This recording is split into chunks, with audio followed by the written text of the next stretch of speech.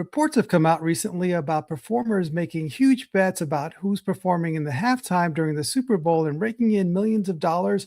That pairs with the news about people betting heavily on invasions in Venezuela and attacks on Iran and profiting hugely. Prosecutors are looking into instances of people trading on information that they gained through their employment or other means and using it to bet on prediction markets and make money. I was recently interviewed by two separate reporters, and neither of them had heard of the Eddie Murphy rule. So, what's the Eddie Murphy rule? There's a famous movie that came out a long time ago called Trading Places, and it deals with derivatives trading.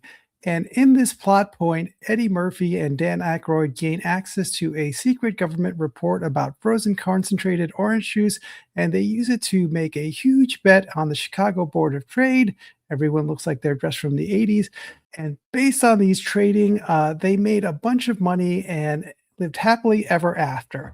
What's surprising to most people to learn is that when this occurred, this was not illegal. So even though they had this type of insider information and they used it to make millions at the time, there was nothing illegal about it. At the time, it was not unusual for people to have access to insider information and not only be allowed to trade it, it would be expected.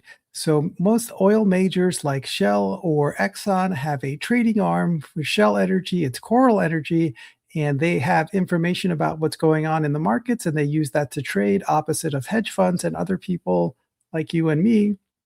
And that was perfectly okay. However, during the great financial crisis, people were shocked to learn in Congress about all the abuses on Wall Street dealing with swaps. And one of the things that came up dealing with insider trading is that not only is it not illegal criminally, it's not even a civil violation. And Congress set about to change that, and they amended the Commodity Exchange Act to prohibit specifically that type of behavior that was outlined in Trading Places with Eddie Murphy. And during the floor debates in Congress, they referred to this as the Eddie Murphy rule. And this is the section of the statute dealing with that. And as part of that, they were drafting a rule, and that is 17 CFR 180.1. And this is the prohibition on insider trading. And if people are charged with betting on what happened on halftime at the Super Bowl or the invasion of Venezuela or the attacks in Iran and made money on it in the markets regulated by the CFTC, they would be charged under this provision. If you look through this, you'll notice that the wording is very similar to the wording of Section 10b-5, which the SEC uses to charge people with insider trading, and that's by design. So because the number of people who trade commodities is much smaller than the people who trade securities, and this section is new. It was enacted after the Great Financial Crisis in 2008. It hasn't been around nearly as long as the litigation dealing with 10b-5.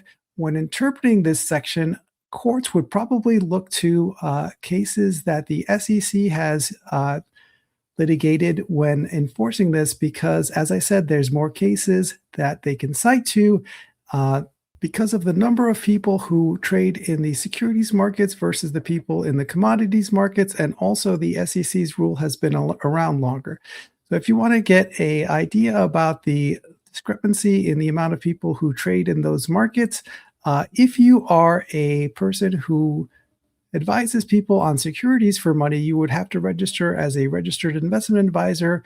And if you are a person who advises people on commodities for money, you would register as a CTA, a commodity trading advisor. And there are more registered investment advisors with the SEC than there are actual retail customers in the commodities markets. So this would be the provision, as I said, 180.1, that deals with insider trading. And when interpreting it, you would look to case law that the SEC has litigated over the years at the district level, appellate level, and Supreme Court level. So this is the SEC Rule 10b-5. So although it's not stated in the rule, there are two legal theories that underpin this rule and that the SEC argues in court all the time. One is the misappropriation theory, and two is the fraud on the market theory. So the fraud on the market theory is the idea that markets are efficient because they have a large number of buyer and sellers, there's low transaction costs, And there's so many people trading and expressing information about it that it reflects the wisdom of crowds, and that the market price reflects all available public information about a stock. And that is the reason that it is so difficult to beat the index when you are investing in stocks, because you are one person with very limited information. And if the market reflects all available public information, it's hard to beat that. And countless academic studies have confirmed that for the most part, most markets are mostly efficient with securities.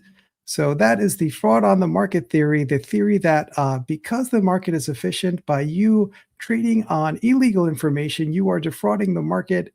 However, recent holdings by the Supreme Court have pared that back, and so it's harder to bring those type of cases under that theory by the SEC. So the SEC generally now relies on the other prong, which is the misappropriation theory, meaning that when you are at work and you have a duty to your employer, then by using any information that you gleaned at work, even if it was inadvertent, you are misappropriating something that belongs to the employer, and you are violating this rule by virtue of misappropriating that information and profiting from it personally.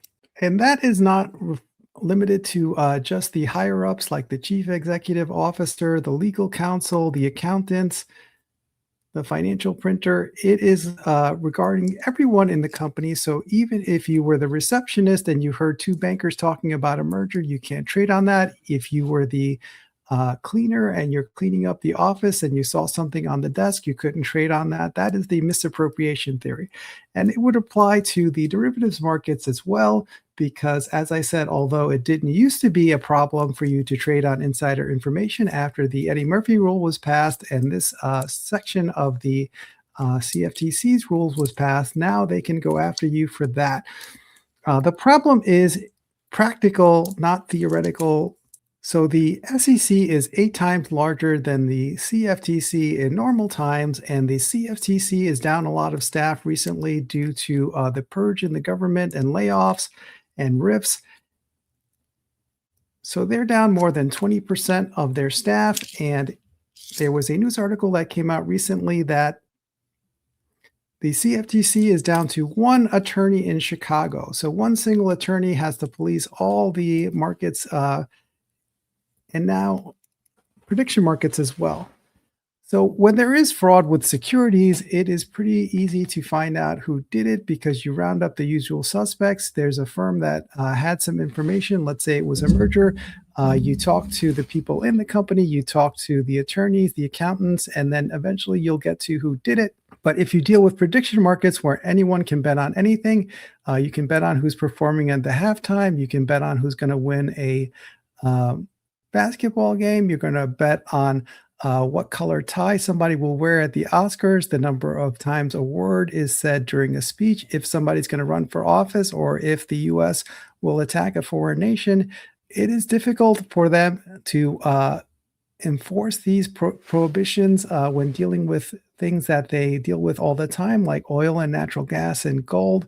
How would they have enough staff to deal with enforcing this rule against everyone who can bet on anything in the world? Add to that complexity that some of these prediction markets exist outside the US and they don't have the normal KYC, know your customer, or anti-money laundering provisions. So if you were to avoid US registered derivatives exchanges like Kalshi and bet on a foreign exchange like Polymarket, you can do that not legally, but if you use a VPN where you would appear to be located in another country, you can open up an account at other places that don't have the same anti-money laundering and know your customer provisions as they do under US law. And if you are dealing with an exchange where they are using smart contracts and crypto to carry out these trades, then you run into a different problem. So if you have a smart contract, for instance, dealing with Ethereum that is self-executing when something happens, and it is anonymous because that's not a bug of cryptocurrency, that's a feature, then if something happened and you got paid, whether or not that was on insider information or not, it would be very difficult to get that money back because one, you already got paid, and two, they don't know who you are. And there's a concept in cryptocurrency and the blockchain. It's called code is law. So if something is coded into a smart contract, that is the law. If something occurs and the in computer language that's written into the contract says to execute and give this person these tokens, you will get them.